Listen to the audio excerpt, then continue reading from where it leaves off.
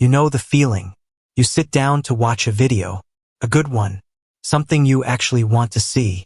You press play. And before the first sentence is finished, your hand has already moved.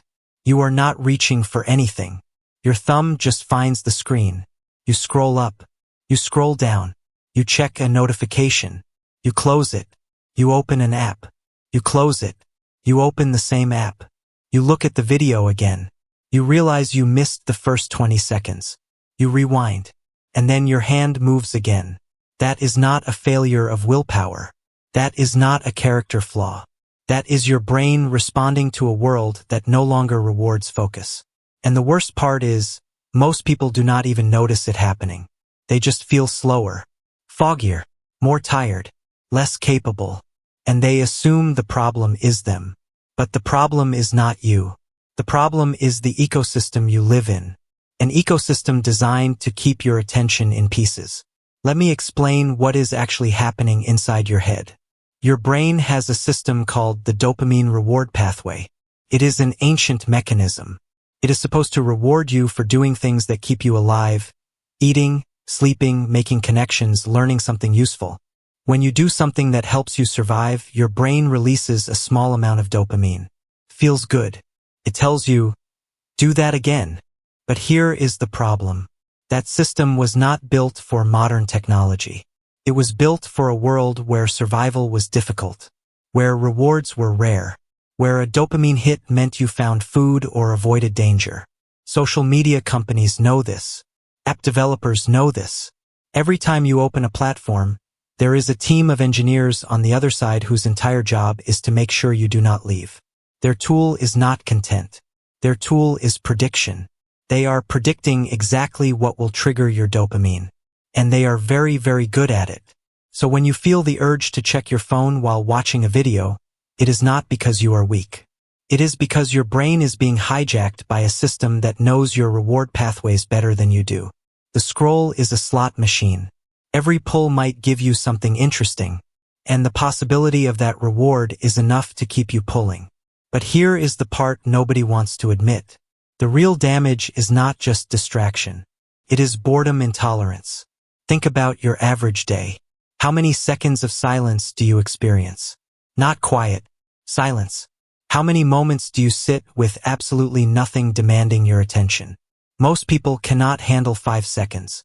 If there is a gap, a pause, a moment without stimulation, the hand moves. The thumb reaches. The brain screams for input.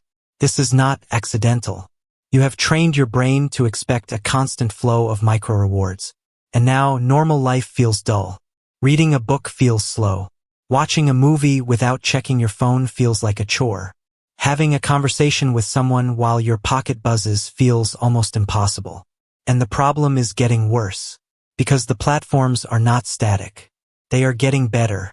Every update, every algorithm change, every design tweak is optimized for one metric: how long you stay. Not how fulfilled you feel. Not how informed you are. Not how connected you become. Just time. Your attention. Your life. The strangest part is what happens inside your brain after hours of this. You do not feel energized. You do not feel entertained. You feel exhausted. You feel empty. You feel like you have consumed 1,000 things and retained none of them. That is the hangover of a broken attention span. When you switch tasks constantly, your brain never enters the deep processing state. That is the state where you actually understand things, where you remember things, where you feel engaged. Instead, you stay in the shallow end. You skim. You glance. You bounce from one thing to the next. And at the end of the day, you have nothing to show for it. But wait, it gets worse. The platforms know that you feel this way, and they use it against you. Because when you feel empty, you reach for more. When you feel behind, you check again. When you feel lonely, you scroll. The cycle feeds itself. The thing that is breaking your attention is also the thing you use to avoid the feeling of having a broken attention. That is the trap. You are not just distracted. You are being conditioned to need the thing that is destroying you. And this is where it gets even more uncomfortable. The problem is not just personal. It is generational. Look at the data. Look at the classroom. Look at the workplace. Look at how people talk to each other. Look at how people sit through a movie. Look at how people eat a meal. Everywhere you look, attention is fragmenting. And it is not because people are lazy or stupid. It is because they are the product of an environment designed to eat their focus. You can tell yourself you are different. You can say you are fine. You can say you only check your phone when you are bored. But here is the question you need to sit with. When was the last time you let yourself be bored? When was the last time you sat with your own thoughts for 15 minutes without reaching for a screen? Not in bed. Not in the bathroom. Not while waiting for something. Just sitting. With nothing. And being okay with it. If that thought makes you uncomfortable, you already know the answer. The worst part about all of this is that you know it is happening. You feel the pull. You feel the fog. You feel the emptiness after hours of scrolling. You feel the dread of checking notifications. You feel the anxiety of not responding fast enough. You feel the pressure of keeping up. And you feel the exhaustion of it all. But you also feel powerless. Because how do you fight an algorithm designed by the smartest engineers in the world? How do you resist a system that has mapped your psychology? How do you unlearn a habit that your brain now considers normal? Here is the honest answer. It is hard. And anyone who tells you it is easy is selling you something.